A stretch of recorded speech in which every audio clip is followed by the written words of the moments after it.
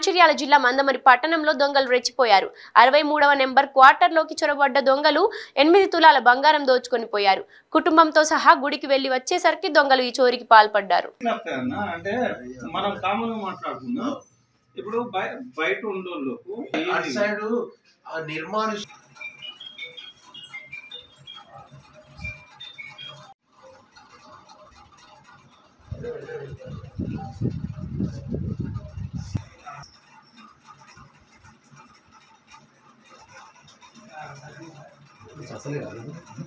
నీకేం బాగా కొట్టలే ఇక్కడ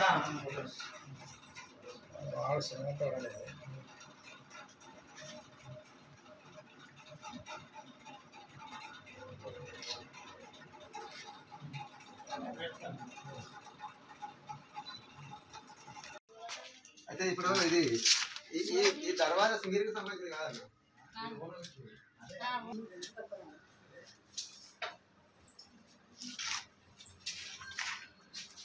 మరి ఇంతమంది ఇళ్ళలో జరుగుతా అంటే ఏం చేస్తాండ్రు? పోలీసు వాళ్ళు అయిపోయింది, ఇరుగు అయిపోయింది, పొరుగు అయిపోయింది. ఎవరైనా సరే కొత్తోడు ఎవడన్నా కనపడ్డాడు అంటే ఎందుకు వచ్చినావు, ఇక్కడ ఏంది నీకు పని అని అడగాలి. పెట్టేది లేదు. అసలు ఈ బస్సుకి ఎందుకు వచ్చినావు అని అంటే అమ్మ నేను ఇంట్లో కిరాయి ఇప్పుడు అప్పుడు వాళ్ళు ఎవరన్నా కొత్త వాళ్ళు కనపడ్డా మరి ఇంత అన్యాయం ఏంది. ఇల్లు కూడా దూరం లేవు కదా. లాకేసి ఉంది మరి గంట స్నానానికి ముడకాల వెళ్ళి అంటే 4 o'clock వెళ్ళాం. ఫ్యామిలీలు 7 ఫ్యామిలీలు అన్నమాట. అందరం వెళ్ళి స్నానం చేసి ఇక్కడ మంచిర్యాల దగ్గర బ్రిడ్జి దగ్గర ఉంటుంది కాలేజీ దగ్గర. అటు వెళ్ళి శివాభిషేకం 9:15కి మళ్ళీ ఇంటికి వచ్చినాం. ఇంటికి వచ్చాక కూడా మేము చూసుకోలేదు, ఎందుకంటే అన్నీ మంచిగా ఉన్నాయి కాబట్టి. తర్వాత పడుకునేటప్పుడు ఈ నల్ల పూసలు దిగుచ్చుకుంటాం దాన్ని తీసి అందులో పెట్టేటప్పుడు కానీ మేము చూసుకోలేదు. అంతే కనుక మాకు ఏమీ అనుమానం రాకపోతుంది. ఎట్లా తీసినా అట్లానే పెట్టుకున్నాం అంతే.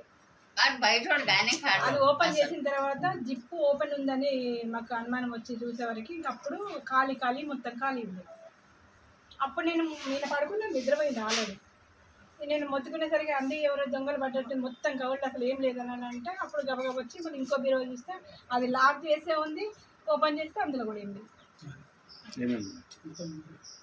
ఇక పావు తక్కువ 8 తులాలు నగదు. అంటే బ్యాగ్లో ఒక 1000 చిల్లర ఎంతో ఉండే, అది క్లారిటీ లేదు కానీ ఒక 1000 వరకు ఉండే. అవి లేవు. 3 చైన్లు, ఒకటి పెద్దది 2 చిన్నవి అన్నట్టు.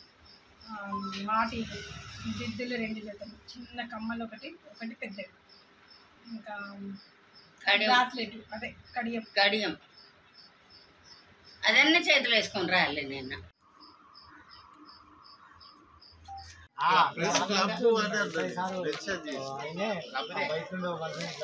ఇప్పుడే